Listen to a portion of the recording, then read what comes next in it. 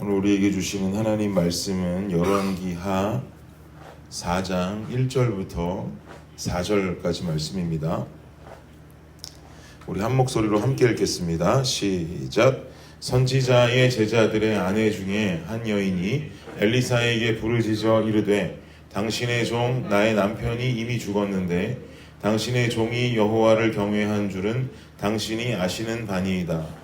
이제 빚준 사람이 와서 나의 두 아이를 데려가 그의 종을 삼고자 하나이다 하니 엘리사가 그에게 이르되 내가 너를 위하여 어떻게 하랴? 내 집에 무엇이 있는지 내게 말하라. 그가 이르되 계집 종의 집에 기름 한 그릇 외에는 아무것도 없나이다 하니 이르되 너는 밖에 나가서 모든 이웃에게 그릇을 빌리라. 빈 그릇을 빌리되 조금 빌리지 말고 너는 내 두 아들과 함께 들어가서 문을 닫고 그 모든 그릇에 기름을 부어서 차는 대로 옮겨 놓으라 하니라. 아멘. 열왕기하 말씀이 4장으로 들어가는데요. 지난 주말 동안 3장이 그냥 지나가 버렸습니다. 매일 말씀 순서에 따라서 큐티하고 묵상하시는 분들은 3장의 스토리를 잘 이해하시면서 지나가셨겠지만 그래도 좀 건너뛴 부분의 이야기를 짚고 넘어가는 것이 좋겠습니다. 우리가 2장 말씀 함께 한번 기억해 보시면 엘리야가 하늘로 올리우기 전에 이곳저곳을 다니게 되는데 이때 엘리야가 자기 혼자 다니겠다고 하는 길을 엘리사가 끝까지 고집 피우면서 따라서 동행하게 되죠. 그리고 엘리야에게 임하는 하나님의 능력이 엘리사 본인에게도 배가로 임하기를 원한다고 부탁을 했고 엘리야 이후에 엘리사는 그의 후계를 잇는 이스라엘의 대표적인 선지자가 됩니다. 또한 그를 통해서 수많은 기적들이 일어나게 되죠. 하나님께서는 능력과 기적으로 엘리사와 함께 동행하셨습니다. 이 말인즉슨 엘리사와 하나님께서 늘 함께 하셨고 또 엘리사의 모습이 하나님 보시기에 참 올바른 모습을 보였던 선지자였구나라는 것을 우리는 좀 이해할 수 있게 됩니다. 열왕기하 2장 15절 말씀을 보면 엘리사에게 임하는 하나님의 동행하심을 볼 수 있는데요. 2장 15절 말씀 제가 읽어드리겠습니다. 맞은편 여리고에 있는 선지자의 제자들이 그를 보며 말하기를 엘리야의 성령이 하시는 역사가 엘리사 위에 머물렀다 하고 가서 그에게로 나아가 땅에 엎드려 그에게 경배했다 라고 기록을 하고 있습니다. 엘리야의 성령이 하시는 역사가 엘리사 위에 머물렀다 라고 말하면서 엘리야의 선지자 후계가 엘리사가 되고 또 엘리사는 하나님께서 인정하는 사람임을 우리에게 밝혀주고 있는 것입니다. 그리고 이어지는 3장으로 넘어가 보면 이스라엘과 유다가 연합해서 모압이라는 나라와 전투를 벌이게 되는데요. 여러분 기억하실지 모르겠지만 열왕기하 1장이 시작하면서 아합이 죽고 또 이 북이스라엘의 왕권이 아하시아로 이렇게 그의 아들에게로 넘어갈 때 왕권이 바뀌는 틈을 타서 이스라엘의 조공을 바치며 살던 모압이라는 나라가 이스라엘을 배반했다는 기록이 열왕기하 1장 1절에 나왔었습니다. 이 모압은 이스라엘을 향한 조공도 끊고 이때 뭔가 독립적인 국가가 되기를 원했던 것이죠. 그냥 이 일이 아무렇지도 않게 지나가는 것만 같았는데 북이스라엘의 왕인 여호람이 배반한 모압을 공격하겠다는 계획을 가지고 유다 왕 여호사밧에게 함께 힘을 합쳐줄 것을 요청합니다. 그리고는 이제 모압을 공격하게 되는데 이 과정 중에서 하나님께서는 엘리사를 통해 군대에 물을 공급해 주시고 또 모압과의 전쟁에서 이 이스라엘이 승리하게 될 것이라고 하는 메시지까지 전달해 주십니다. 그 내용이 3장에 나오게 되고요. 그리고 이어지는 내용이 바로 오늘 본문이 되는 4장입니다.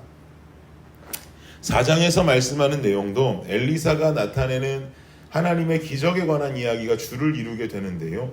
먼저 4장 1절 말씀 다시 한번 보시죠. 1절 한번 다시 읽겠습니다. 시작. 선지자의 제자들의 아내 중에 한 여인이 엘리사에게 부르짖어 이르되 당신의 종 나의 남편이 이미 죽었는데 당신의 종이 여호와를 경외한 줄은 당신이 아시는 바니이다. 이제 빚준 사람이 와서 나의 두 아이를 데려가 그의 종을 삼고자 하나이다 하니 선지자의 제자들의 아내 중에 한 여인이 엘리사에게 나와서 말합니다.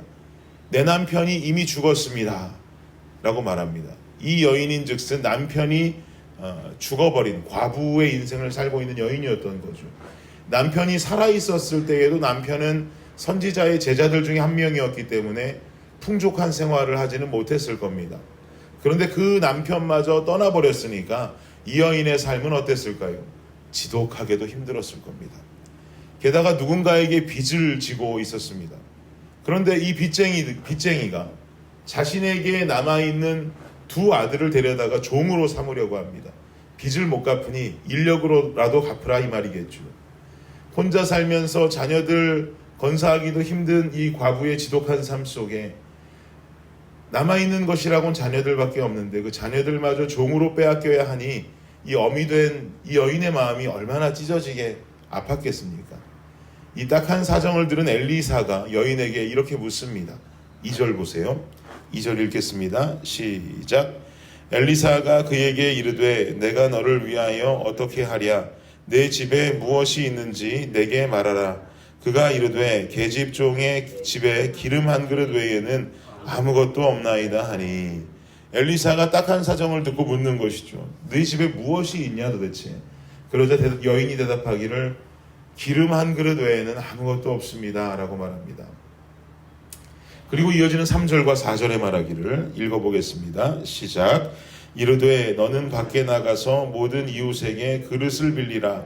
빈 그릇을 빌리되 조금 빌리지 말고 너는 내 두 아들과 함께 들어가서 문을 닫고 그 모든 그릇에 기름을 부어서 차는 대로 옮겨 놓으라 하니라. 엘리사가 말하기를 너는 가서 이웃에게 그릇을 빌려라. 조금 빌리지 말고 빌릴 수 있는 대로 많이 빌려라.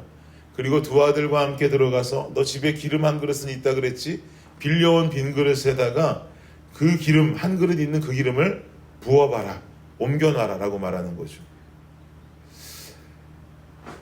여기서 기적이 일어납니다. 6절과 7절 말씀, 이어지는 6절과 7절 말씀도 함께 한번 읽어보겠습니다. 시작. 그릇에 다 찬지라. 여인이 아들에게 이르되 또 그릇을 내게로 가져오라 하니 아들이 이르되 다른 그릇이 없나이다 하니 기름이 곧 그쳤더라.